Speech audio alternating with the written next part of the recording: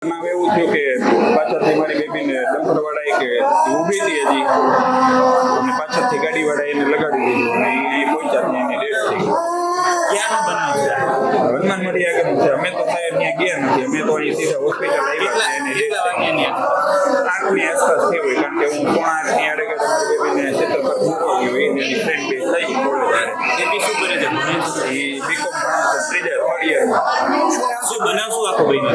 તો આખું બધું તો સાહેબ અમે ની હાજર નહોતો. અમે આવ્યા કે મારી બેબીની ડેથ અને ડમ્પરવાળાએ લગાડી દીધી કે આવું રાજકોટમાં આવું અવારનવાર બને છે તો કાળજાનો કટકો છીનવાઈ જાય આવું બધું ન થવું જોઈએ. તમારી દીકરી કેવડી હતી? 20 વર્ષ શેમાં આપણે શું કરે છે? બીકોમ. આપણે ડમ્પરનો પ્રતિબંધ છે સવારે 8 વાગ્યાથી લક્ઝરી ડમ્પર છતાંય દોડતા હોય છે.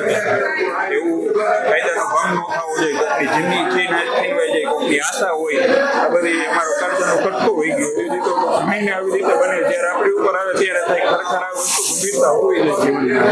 આવું ન કે બધો પ્રતિબંધ તો એનો કાયદો હોવો જોઈએ. તમે તમારી દીકરી ગુમાવી નથી. દીકરી ગુમાવી એટલે અમે અમારો કાળજાનો કટકો એમ કે દીકરી નહીં પણ એ માં જેવું અમારું એમ કે એવું હતું એનું વર્ચસ્વ. આના વિરુદ્ધ કેવી કાર્યવાહી થવી જોઈએ? કાર્યવાહી થવી જોઈએ સાહેબ. બીજા કોકની જિંદગી નો થઈને જાય. કેટલાય ઘણી આટલે આગળ પહોંચ્યા હોય આવું થાય. રાજકોટમાં અવારનવાર આપણે સાંભળવા મળે આવું ન થવું.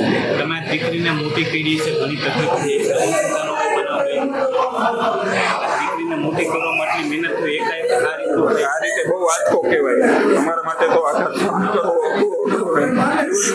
શું નામ છે તમારું? કરોડ દીકરીનું નામ શું? જોહી.